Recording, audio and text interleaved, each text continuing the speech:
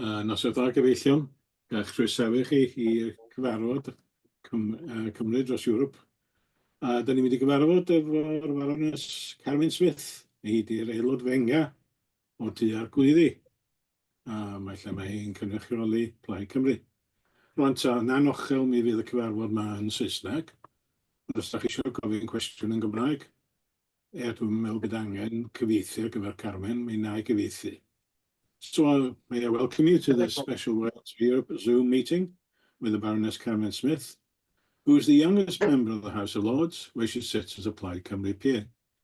I've just invited our Welsh-speaking colleagues, if they want to, that they could ask a question in Welsh, and I'll translate, though I think Carmen would understand it and should carry on with it. And we've got more people joining us. I just want to say, of course, that Wales for Europe is a cross-party and no-party group. It's a single-issue movement, striving to improve Wales and UK's relationship with Europe. Our ultimate game, and we don't hide this, is to see Wales and the UK rejoin the European Union.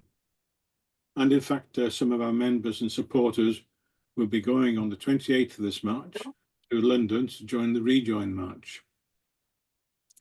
As we are cross-party, we welcome speakers from all parties who support our general aim.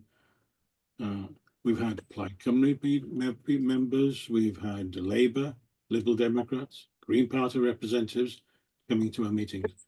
And indeed, on the 8th of October at 7 p.m. via Zoom, we'll have the pro-European former Tory Member of Parliament for Aberconwy, Mr. Guto Gebb, who is the Managing Director of Farmers Union for Wales. Now, he'll be talking mainly about agriculture. Now then, if you share our enthusiasm for Europe, this is the advert coming up, you're welcome to become a member of Wales for Europe, which also entitles you to become a member of the European Movement UK at no extra cost. Our normal membership is suggested fees £3 a month. Now, if you don't want to become a paid member, you can still become a supporter for free, which means that you will get information of our activities. Now, please excuse the long preamble, but I thought it was necessary as there are quite a few unfamiliar faces in the audience tonight. At long last, can I ask Carmen to introduce herself and to give us a talk which will concentrate on Europe and how to get young people interested in politics. Afterwards, you can ask, and I'll chair, the Carmen questions. Now, can I remind you that we're not dealing with party politics here. We are dealing with Europe and also getting young people interested in politics. Please keep any remarks of your own short. I will not allow rants or long statements from the audience because we're here to listen to Carmen. Carmen, bysach chi wedi siarad rwan? Thank you, Gareth, for the introduction, and I would also just like to thank, before starting, if possible, could I ask Heldy to, oh, there we are, it's all good. There was just a bit of feedback there. Yeah, so thank you for Wales for Europe for inviting me to speak this evening, but also, of course, thank you to all of you for joining, giving your time this evening. I really, really appreciate it as well.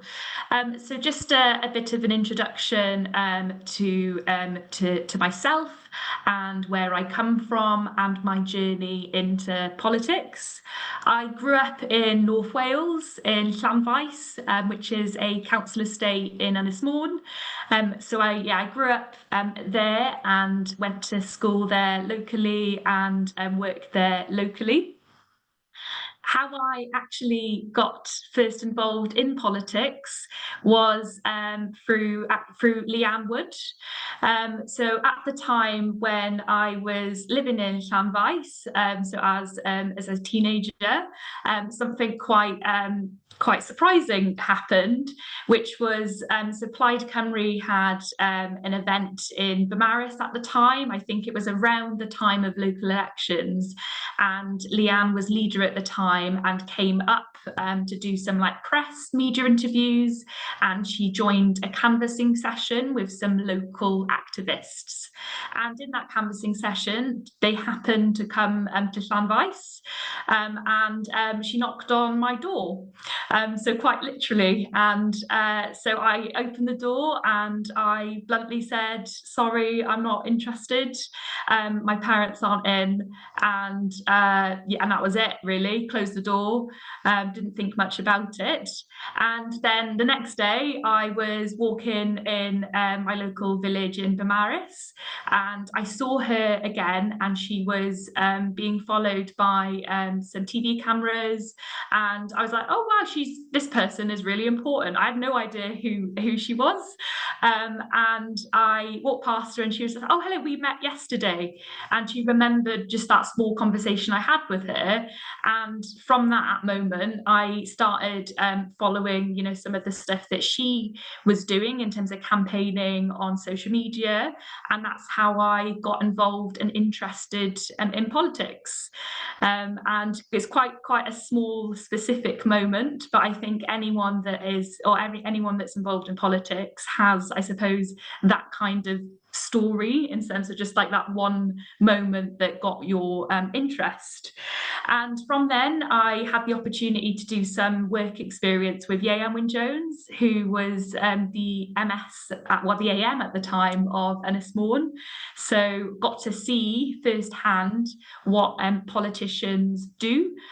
So in terms of, I suppose, one of the things that I wasn't aware of as someone just beginning their interest in politics was the level of casework that politicians carry out, and how you know, that they can really help individuals with specific problems, whether that's housing or just trying to navigate some issue that they might have with the NHS, and how like the role that politicians play in being that support network, especially when there isn't those types of support services in our communities now with public spending being cut.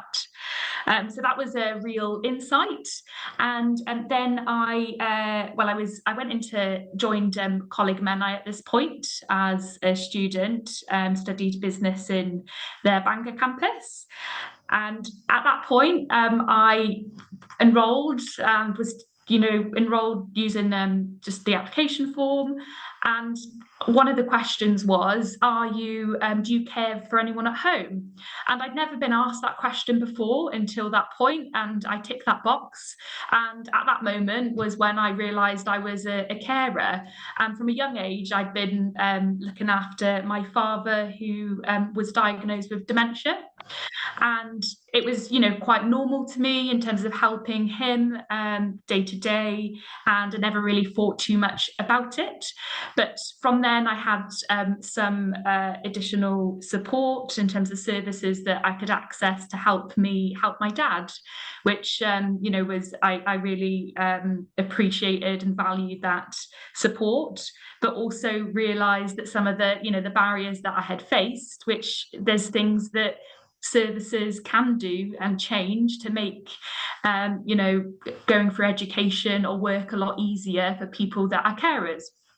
And from that point, I got involved with my Students' Union. So I became president of Group Llandrillo Menai Students' Union, so which was all the 14 campuses in Coleg Menai, Meirion Dwyfor, and Llandrillo. And in that role, I got involved in the National Union of Students. So, you know, one thing led to another, and I was involved in lots of different campaigns. But the main thing that pulled me to campaigning for NUS was specifically around carers. And as a young carer, there are a few things that I wanted to change in the education system to make it easier for other people going through the education system. So that's what I did. So I actively changed policy. So now carers going to university aren't means tested for a maintenance support, so they automatically get the full grant. And that was, you know, quite a big change at that point, and something that I'm quite proud proud of, and that's what led me really, into politics. And from then, this is where my journey with Europe began. So being part of NUS, I was really privileged and lucky to get the opportunity to work with lots of different students' unions, like across the UK as well. And I was then representing the UK on a European level around education policy, and that was part of the European Students' Union. And from that point, twice a year, the European Students' Union met in person across Europe.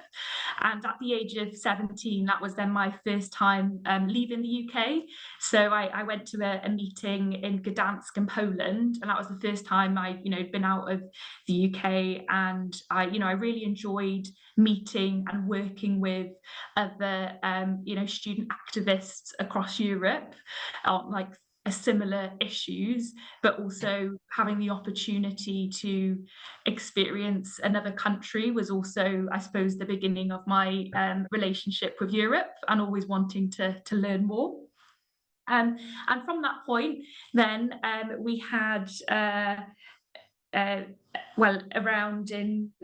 in 2017, I had the opportunity to bid for funding from the Welsh Government to host our own conference. So I'm really proud of being Welsh, and I'm really proud of our nation, that I also wanted Wales to be a big player in the European Students' Union as well. Although that we were represented as the UK, I really wanted to share our culture, and we were successful in getting some funding. At the time, the Education Minister was Kirsty Williams, and she her budget funded the conference, and we held it in the Millennium Stadium with so it was 33 NUSs from 30 countries. So all of those people coming to Cardiff, experiencing our culture, but also us talking about campaigns and issues that we care about as young people. And that was a real turning point again for my own journey with Europe, but also sharing our Welsh culture with others. So then after that, we're hitting the times in terms of with Brexit. And when I was in NUS, we went to the European Parliament to lobby when they were discussing of the negotiations with the Brexit deal. And so we went there to try and protect Erasmus and also rights for young people to work and study abroad. And so actively was involved in that lobbying, and then was involved in launching the People's Vote campaign in 2018 too, which was cross-party. And I think what Gareth said at the beginning as well is so important, especially on specific issues like the want for Wales for Europe to be in the EU. It's important that we always work cross-party to get as many voices involved as possible.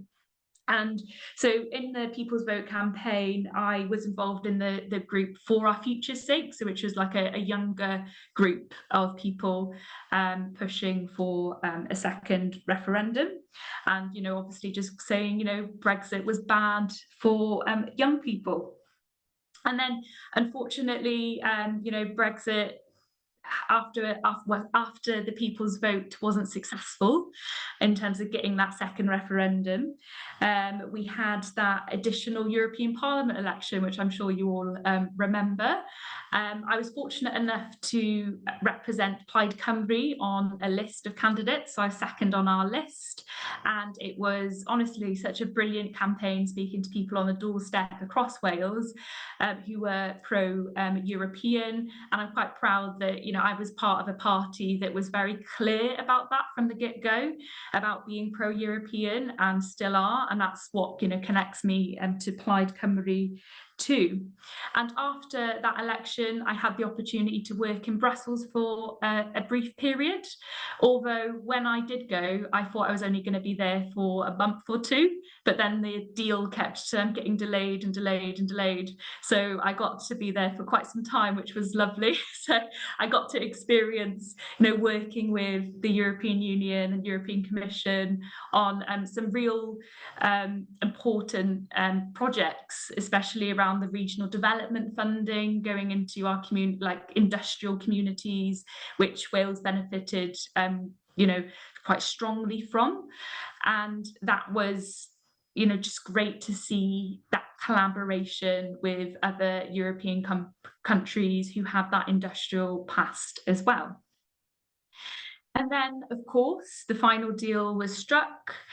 And my last day working in the European Parliament was on the 31st of January 2020. I remember that day on all of our passes, any staff member that was working for a UK MEP, we all had our passes updated every month, basically. And it said, at the final date, so you could see who was from the UK. And it was quite difficult just to walk around with that date constantly around your neck on your pass.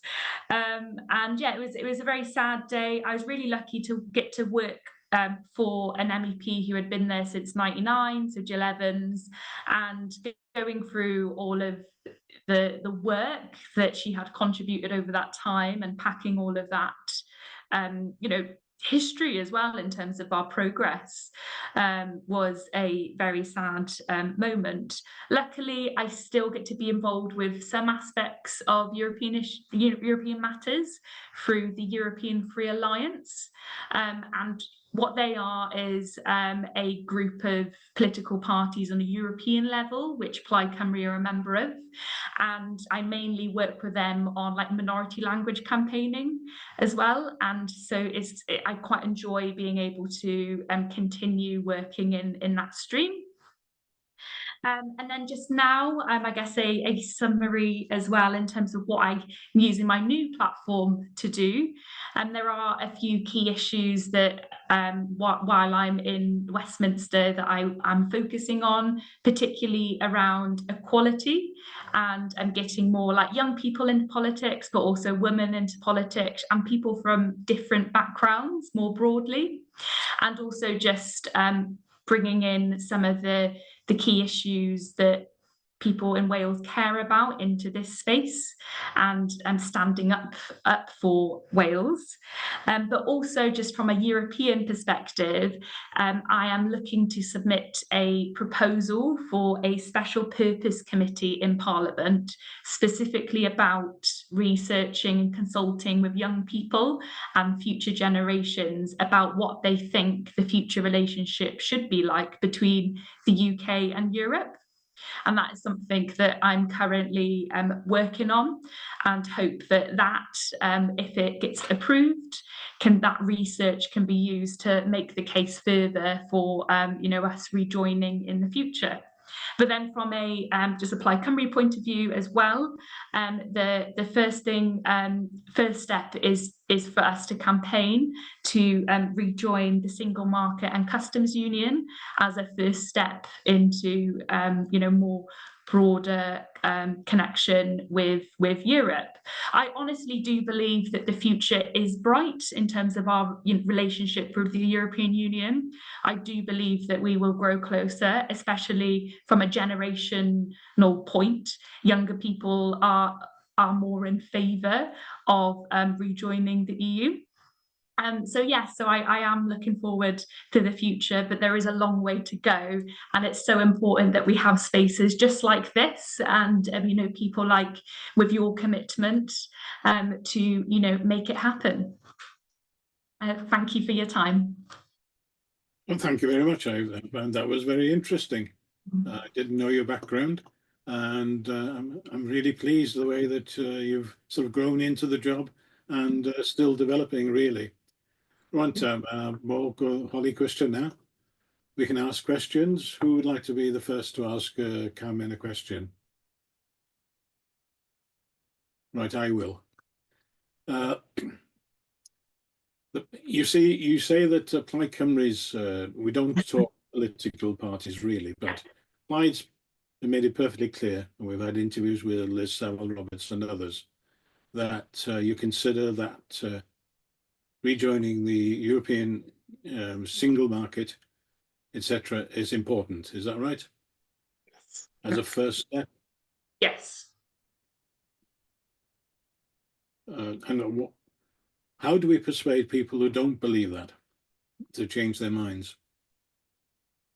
I think that's the case with every issue, though. There's a kind of like a journey to changing people's minds, and I suppose understanding of what that could mean. So it's not an easy step. However, politicians and the government have a massive platform to be able to make that case and to make that change fundamentally.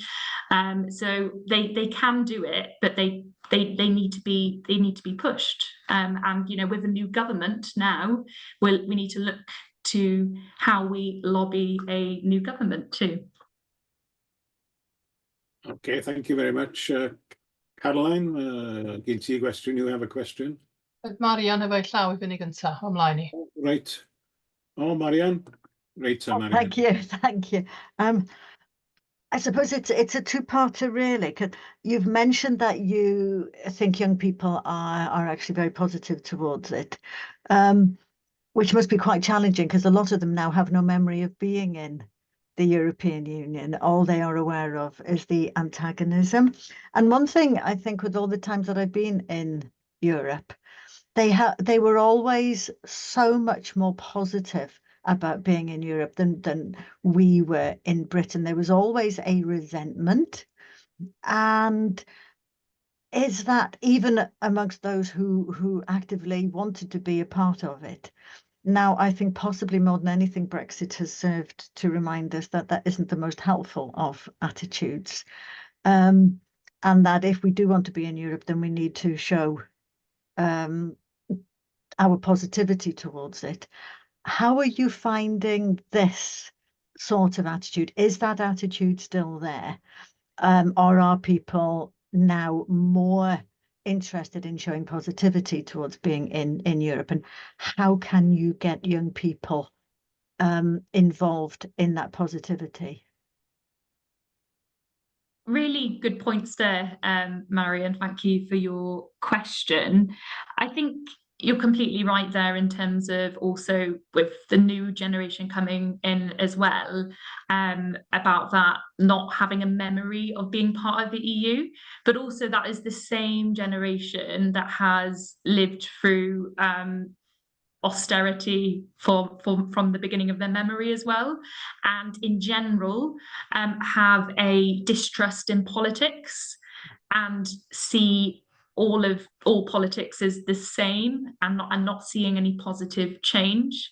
So I think something like when we're talking about the conversations around Europe is that the European Union can offer a hopeful future, and it's more about giving that hope as well, that is actually you can trace it back to like that community centre and that building over there, that's what was funded by European Union money as well. So there's actual like things that you can point to that did make changes within their community that they might not remember it happening, but they do use that service, for example, or they do use that building that still stands. And at the moment in politics, and I think my real concern in general with young people in politics is how do we build the trust again with people that have, like I said, just seen austerity, people lying as well in politics, and that just being the constant headlines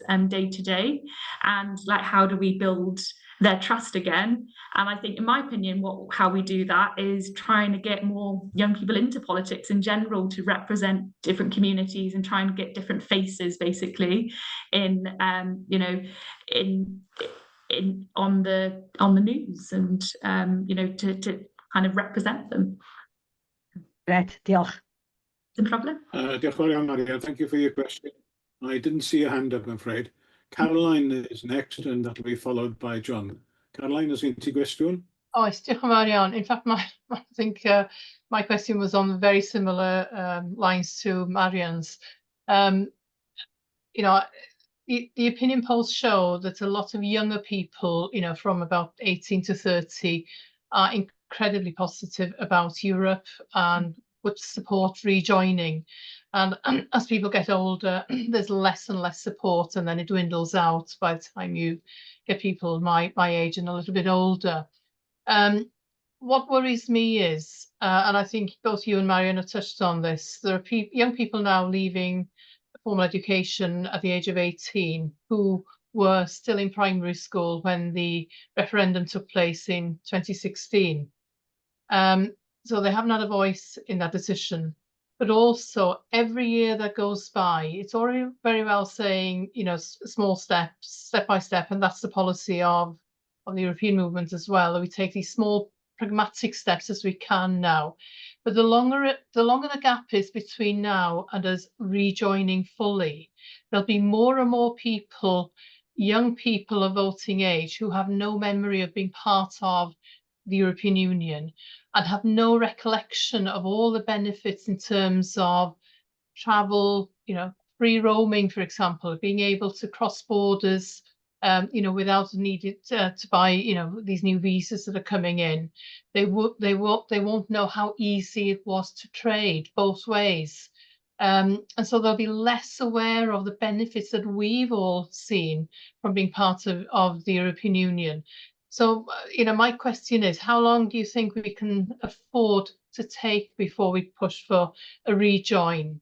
I think that window is relatively small, and that every year that goes by, I think we are risking that we'll have more and more people who have no memory of European integration or the benefits it delivered for us. Yeah. Diolch yn fawr iawn. Carmen? In terms of time, it's a really tough one, and we have to be careful in terms of timing and know that we're going to win it. And you know, we have to kind of sense check that with the public as the debate starts again.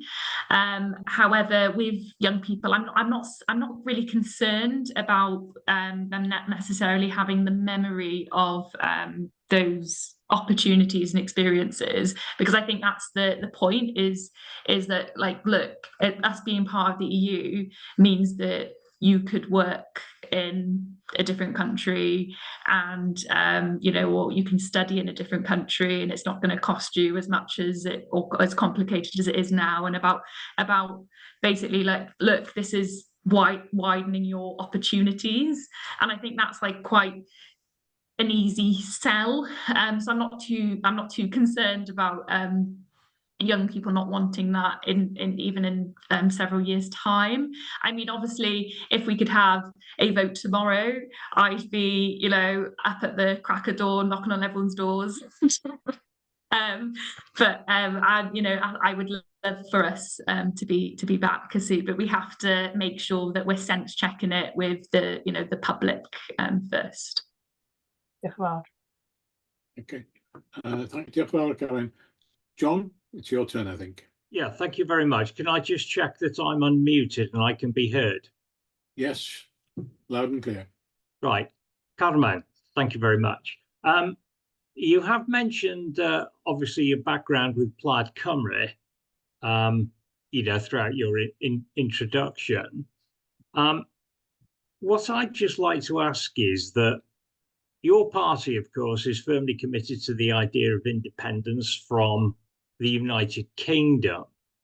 How do you square it off between wanting independence from the United Kingdom, yet joining another union of sorts? There seems to be something of a dichotomy there. I mean, clearly, let me say, I would be obviously rejoining the European Union tomorrow if it was down to me, hence why I'm here tonight.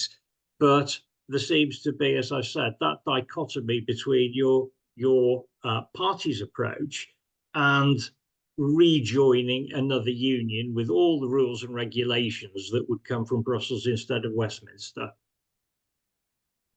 Thanks. I understand your point completely, and I guess I'll answer this in two parts.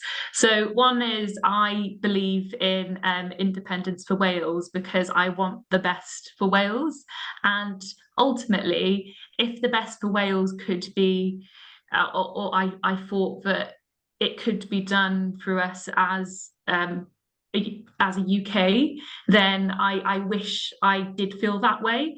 But unfortunately, the way that Westminster works and how those decisions are made without, people in Wales having a say, and how even the way that the funding formula works in terms of the Barnett consequentials with how does it make sense for if someone in London is making a decision on how the NHS should be funded in England or schools should be funded in England, and that decision then means that the decisions made for Wales and that's how funding is made in Wales. It doesn't make any sense in terms of what why funding decisions should be made, for example. And I wish that we did have a system that worked, but I think the only way forward is us having an independent Wales, and also for England to also have their own structure where they're better represented, and it's up for the people of England to decide what that looks like. But I don't really think that the whole of England is also represented fairly, and I think that's a part of the debate that sometimes we don't talk about as well. And ultimately, so that's why I believe in Welsh independence, but then why I believe in being part of the EU is because of the way that they also make decisions there and recognise poverty statistics as well, in terms of the way that their funding structures work, and also just in terms of freedom of movement. So I'm not talking about an independent Wales with borders with England, talking about you would definitely have a hard border with England. Excuse me, John. With independence. We're wondering now. Remember, we said we were talking about Europe. We're not going to go into party politics. So you've made your point. Carmen has come back, and she doesn't see the same inconsistency as you see between an independent Wales, Scotland, and England, and being freely a member of another union, which by choice, namely the European Union. Should we leave it at that? Should we leave it at that? Gwerthfawrogi'n fawr. Diolch yn fawr. Right, os na rhywun arall efo cwestiwn? Anybody else got a question? Cai hefo law i fyny, Gareth. Right, Kai, hand down, Jack. That's it. Thank you. Diolch, Kai. Diolch yn fawr. Right, Kai. O'n i wedi mwynhau gwylio ti, Carmen, ar rhaglen Almaeneg ar dy daith i'r tŷ arglwyddi. A'r cwestiwn fi yw, a falle bod chi wedi cyfro fe'n barod, ond sut wyt ti'n gweld y perthynas newydd Llywodraeth y Deyrnas Unedig gydag Ewrop? Ni'n gweld bod yr Undeb Ewropeaidd wedi ceisio cael del newydd European Mobility Youth European Mobility Scheme. Ydych chi'n mynd i ceisio dylanwadu ar Llywodraeth y Deyrnas Unedig i ceisio cael cytundeb newydd? Herwydd fi'n mynd i'r Almaen erbyn diwedd y mis i astudio am 2 flynedd. Felly mi fydd fe'n bydd fe'n llawer hwyrach. Mae'r proses yn gymleth, a bydd fe'n llawer hwyrach os bydde'r sgîm tebyg iawn i Erasmus dal gyda ni. Yeah, it says it much easier for him. He's going to go to Germany for 2 years to study, but it's extremely difficult. And it would be much easier if there was a scheme like Erasmus. He was asking Carmen whether she would be pushing, what does she think of the deal that the EU has started to offer about movement for young people. Is that a fair summary? O'n i eisiau gweud, diolch, hwnna'n gwych. A wedyn, o'n i eisiau cytuno gyda bod chi eisiau creu'r Special Purpose Committee, a o'n i yn Brussels y mis Chwefror gyda Tom Jones, dim fi Tom Jones, ond felly bod chi'n nabod Tom Jones, ffarmwr o yn neud lot gyda yn Brussels. A o'n i wedi mynd i'r European Economic Social Committee, a maen nhw wedi gwneud gwaith tebyg iawn. So bydde'n da i gweithio gyda nhw a cael yr un gwybodaeth. Ie, na fe. Okay, Carmen, would you like to respond to that, basically? Yeah, so a great point, Kai, in relation to the EU Youth Mobility Scheme. And it is something that I've been submitting questions on to government about it at the moment, but I haven't had responses yet. But it is something that I have been trying to push on for more information behind the scenes. However, at the moment, we're seeing a situation where the UK doesn't want to give places to European students in return because of also the associated universities funding issue, which I think should be completely seen separately. But that, I suppose, is why we're not getting clear answers on why we can't have this scheme, because the European Union are happy to go forward with such a scheme. And I think having that opportunity might go back to some of the questions we heard earlier about people's memories of Europe, and might actually increase also that fondness again of what that could look like with new generations joining the scheme. And then in terms of the work that you mentioned that's actually already happening in the EU as well, it'd be great to hear more about that work if you were to send that to me, and I can link it in with the project proposal for the Special Purpose Committee. And any ways that we can link up the EU and UK Parliament, I think is for the good, really, and helps with our broader case. I'm going to ask you a question now. What was this German program which you featured in that Kai mentioned?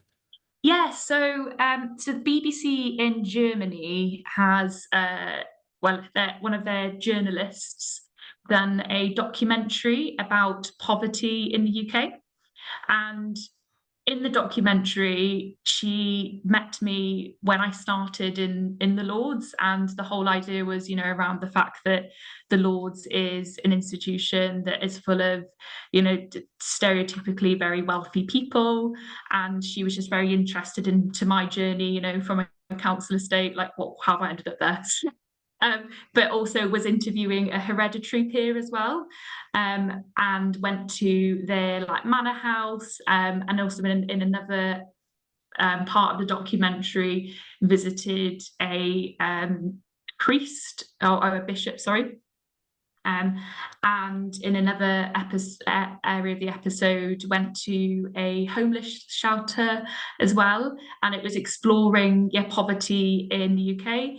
And then when she came back to do some filming with me, I took her up to Wrexham actually to talk about the Crown Estate and the role that plays as well in terms of how our funding structures work, and they were very interested in that.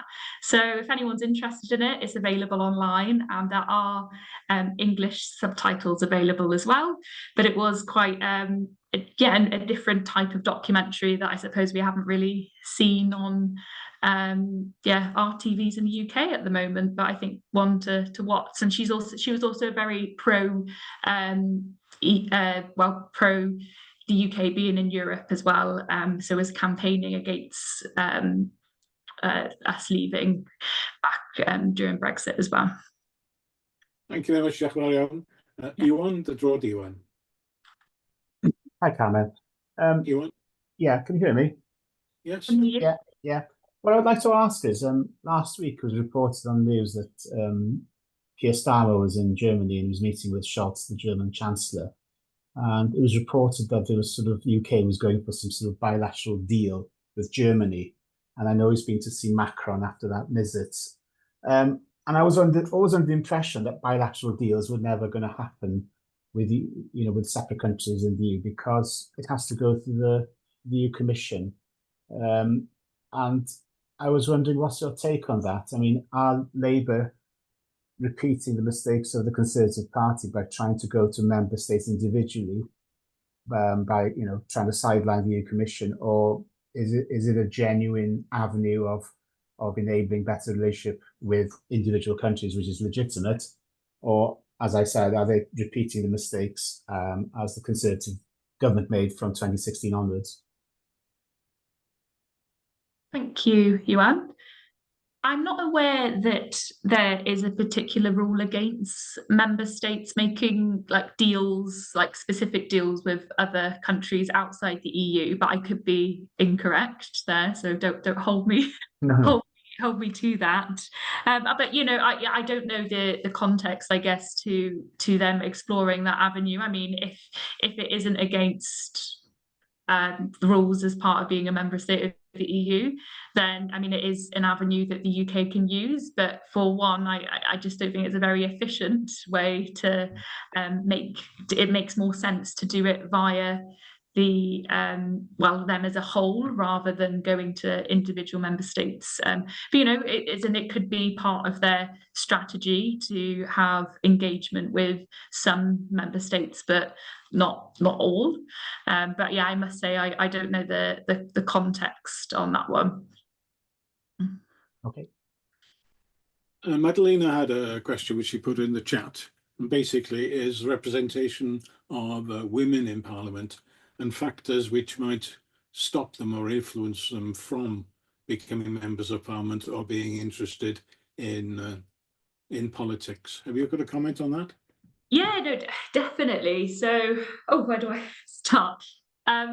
When I was appointed to the Lords, there was a lot of negative media attention that was not, you know, I personally take fair criticism in terms of my policies, always happy to have debates with those that have different policy positions with me.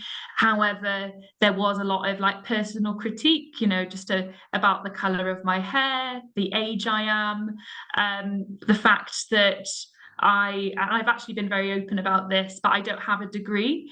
I took a different educational path and also was a carer for my dad, and then became an active campaigner. It wasn't what I planned either, but I've never, you know, said that I have a degree, is what I mean. And there's been, you know, negative. I've had that experience of I suppose critique about personal things that shouldn't really affect, you know, my ability to do a role, is what I'd say. And when I did experience that, I did question whether I should continue taking up the position. And I did, consider not doing it anymore at the beginning. However, one morning I just kind of woke up and was like, right, why am I doing this? I'm doing this because the next time that a young woman gets into this type of a position, that she's questioned more about like what she believes in and what she's going to contribute, rather than about her hair and her footwear, or, you know. And I think by doing a good job, and I hope I am doing a good job and that I can contribute more, I can point to you know, the good work and showcase why there is a space for women in politics, especially young women in politics. But also I see the fact that I've got a platform myself now, that I need to bring people with me, and I try to offer to be a mentor to those that are perhaps interested in politics, but, you know, are quite nervous about entering politics. But also I hope that the way that I conduct myself, I try to do it in a respectful manner, and want to make politics you know, a more human environment, I think, and try and remember that we're all human, but also that we all have different views, but we probably all want the same outcome. So we just have different ideas about how we're going to get there. So I understand why some people might not want to enter politics because of the way that they see it being portrayed, but I want to change that, really. Right, thank you. John, I've got half a question from you. Is it not possible for a third country? What's the rest of the question? You're still answering. Sorry. Thank you very much for coming back to me on that, Gareth. It wasn't a question. I think, Carmen, where you said that you weren't quite sure on individual countries negotiating, well, that's fair enough. I was just giving an answer to that point on that. So thank you, Gareth. It wasn't a question. It was just a clarifying point. Yeah. Okay, thank you. Yeah. Diolch eto. Right, any more questions? Well, been very well behaved today. Oh, Caroline. Yes, yes, I think I'd just kind of like ofyn un peth arall. If I just come back and ask one other. Carmen, earlier on you were talking about I can't remember what it was. I think you were responding to Marianne's question. You were talking about awareness of the benefits of the European Union and that there are buildings still there. One of the things we did, Wales for Europe did last October, we were able to borrow our Lost Star for a week. And some of us took the Lost Star around parts of Wales just to take some photos, just to see how many of the logos from European funded programs were still around. And there were an awful lot. In fact, I mean, I've taken more this week. I can't even remember where I was, but I see them everywhere, and I take photos whenever I can. And I'm just wondering, one of the things maybe we could do. There are various movements who put blue plaques on buildings to remember, historically significant women in Wales and important people that made a contribution, across the UK. And I'm just wondering, that might be something we might want to consider at some stage, as some of these logos begin to disappear from buildings as they are renewed.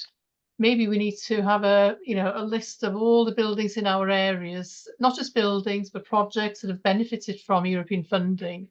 And when there are significant ones, maybe the Wales for Europe European movement could put flags back on them just to remind people of the benefits.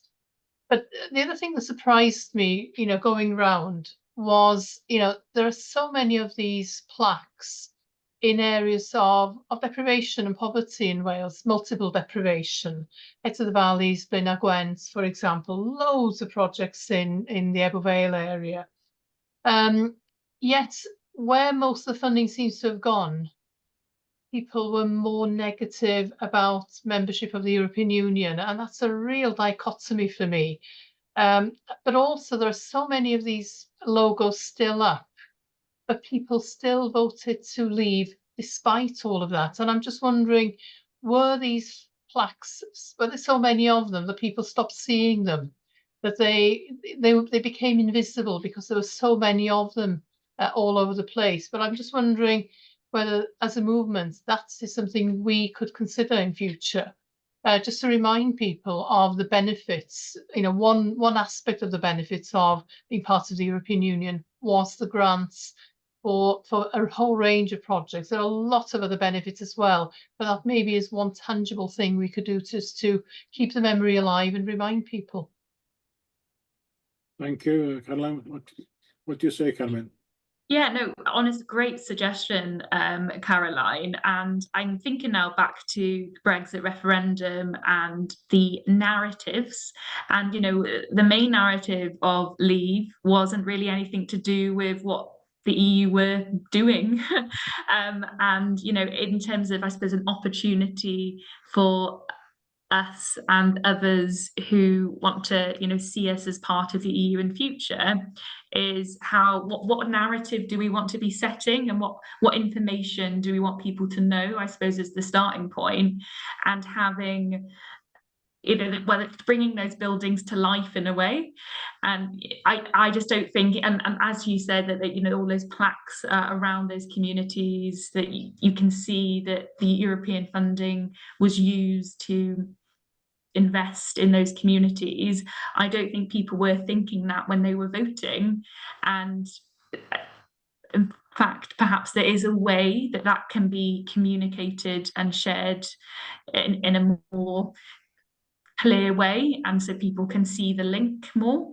But I think that's a really, really good suggestion in terms of how we bring it alive, really, but what that funding meant in our communities. Diolch yn fawr iawn, Carmen. A member of the panel here has just said that plaques been put up in Carnarvon, for example, by locals, and to sort of to praise women and their contribution to society. And I'm sure that we'll continue to do so. What's important to me is the values that the EU represented. We talked and the equality and respect for women, etc. Are there any more questions? Right, you wanted loud even there, Andy?